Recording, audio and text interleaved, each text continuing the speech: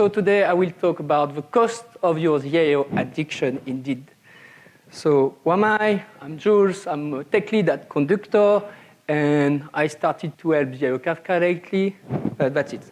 Let's go because we have lots of things to do and we don't have much time. So what is the subject of this talk today? Well, the subject of this talk is the ultimate sin of a ZIO developer. What is the ultimate sin of a ZIO developer? This is the ultimate sin of a ZIO developer. I give you 2 seconds to read the code. Good? What is this? It's wrapping pure code into an IO. And wrapping pure code into an IO is our ultimate sin. We should not do that.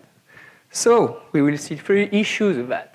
We'll see a performances issue, we'll see the pandemic code issue, and we'll see the Scala ---- issue. Presenting the performances issue will take me some time because I have to go in details in something, but the 2 last ones are quicker, okay? Let's go. So let's see what this performances issue is. And for that, we will take a simple example with our nice add function, and we will just do a sum of a list of int, thanks to this very, very nice add function. So we thought less, thanks to ZIO thought less on this list, and we get the sum, right? Very, very easy. So to understand what is the performance issue with this code, to compute this sum, we have to understand how ZIO works, or at least we need to get an intuition about how it works. So how does ZIO execute this thing to get the sum? How does ZIO compute this sum? How, and what is a ZIO program anyway? So in a nutshell, a ZIO program is a very long list of chain of ZIO data structure, right? And so let's take an example or a simplified version of the ZIO data structure to understand how ZIO works. So this is maybe the simplest possible ZIO data structure. It's not even correct, but for the presentation, it's enough to understand what is this. So a ZIO is composed of 2 things, 2 functions. So first function f, which is a function that takes R, the environment. Igal was talking about this. And it's returning either an error, E, or a value A, okay?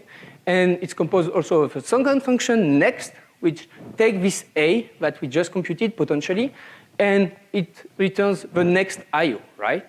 Which function can be null, we will see why, okay? So you can see that this is kind of a linked list, right? You have a next, and so you can generate an infinite list of ZIO data structure like this, okay? So of course, in reality, ZIO is implemented like this. It's an AGT, it's way more complex, it's way more optimized, blah, blah, but for us today to understand how ZIO works, it's enough. So now that we have this long chain of ZIO data structure representing our program, ZIO needs to interpret it, to run it, to execute this H function, to unwrap all of this, right? And for this, ZIO uses a run loop. And to explain this, how it works, we will take this, again, very, very simplified version of a run loop. So this is a run function taking an IO in parameter. And if the IO is null, well, we return, we do nothing. This is the end of your program, right? Otherwise, we get the error. We don't know how, we don't care. It's not the purpose of this talk. And then we execute your code. We pass this R to your function f, to your code, and it executes your code, and we get the result. And if we have an A, we call the next function in the IO to get the next IO, and we call recursively this run function to execute the next IO. So if you understand this ZIO data structure, and if you understand this code, you understand how ZIO works. That's as simple as that. Of course, it's way more complex in reality, but I think there is something interesting to notice about this code, even if it's a very simple example. So we can see that in this code is 8 lines of code. And in these 8 lines of code, there is only 1 line which is executing your code, your business logic. This line of code. This line of code is actually doing your code. All the other lines of code are pure overhead from the run loop. And so if we get back to our sum example, it means that for each addition we will do in our for left, we will execute 8 lines of code. And in these 8 lines of code, only 1 will be actually the addition operation. Okay? Massive overhead just for this. And we have a very, very simplistic example here. The ZIO run loop is way more complex than this because it's doing way more things. So you can imagine that the run loop, the ZIO run loop, is wasting a lot of CPU cycles to execute your programs. And also, we have to, it needs to instantiate all these ZIO data structures, which needs CPU cycles and memory. So ZIO, what we've learned today here, is that the overhead of ZIO is non-negligible. If you're writing an add function this way, it's massively inefficient. We don't need ZIO for pure code. We have tools for this. Scala, let's not forget about Scala. Option, try, Aver, ZPure, have a look at ZPure, it's really nice, are still your friends, so use them, okay? I need some water.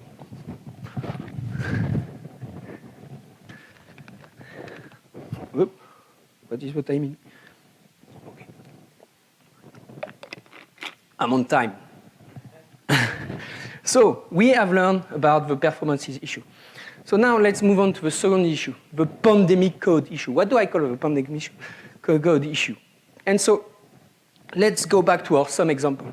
So we have seen that this sum example, it's a very inefficient, terribly inefficient way to compute a sum of a list of int, okay, right?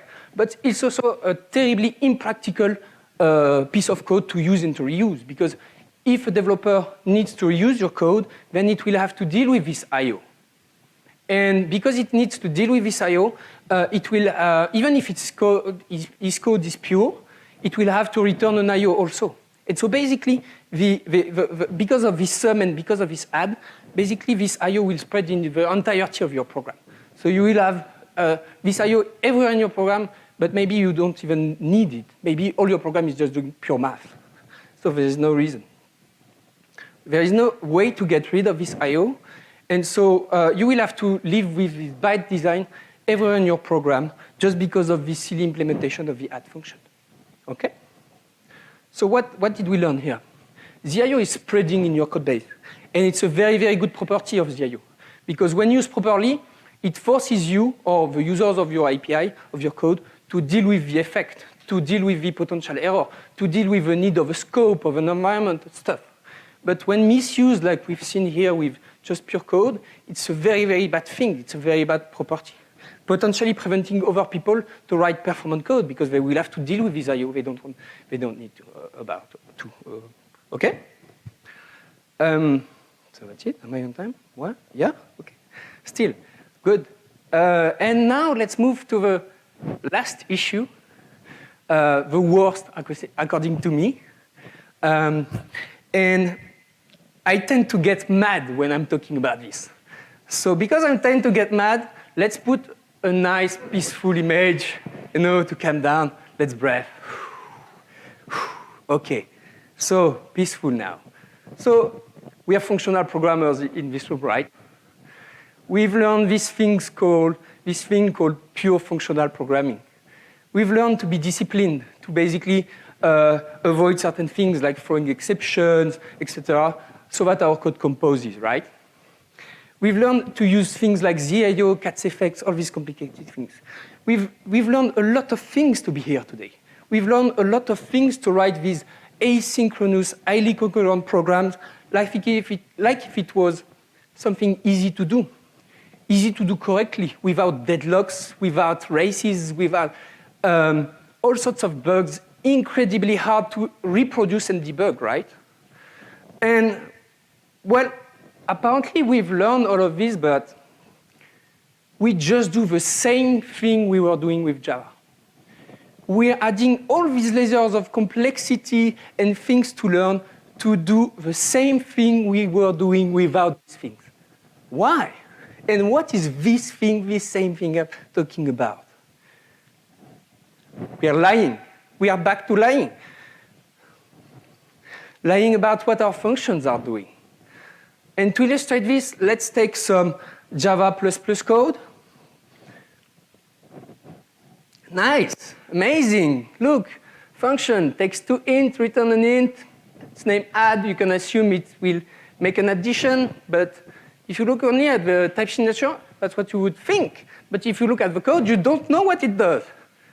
You have no idea. It can throw exceptions. It can blue a country. You have no idea, right? And right, this function lies, right? We have learned that. We are not coding like this anymore for very, very good reasons. Why are we back to lying then? Let's take an example of some Scala minus code now. Well, it's easy. We are studying one from the beginning of this talk. This is what I would call Scala minus. If we use ZIO like this and Scala like this, what's the point? Let's go back to Java, let's go back to exception, let's go back to GoTools, I don't know. So, conclusion. I will calm down now. Am I on time? Oh, I'm a bit late, sorry. Dosis, sola, facie, venenum. The dose alone makes the poison. Effect systems like ZIO are bringing us so much power. We're not coding under the tyranny of a semicolon anymore, right? It makes our code much more explicit, easier to understand, and composable, right? We can make much more complicated things in a much more simpler way, right? We make asynchronous, highly concurrent programs like if it was something easy. It's such an amazing tool that apparently we can get addicted to it, and that we forget that we don't always need it. Please don't poison yourself, your colleagues, and your code bases by overusing ZIO. When you don't need an effect system, don't use one. Thank you.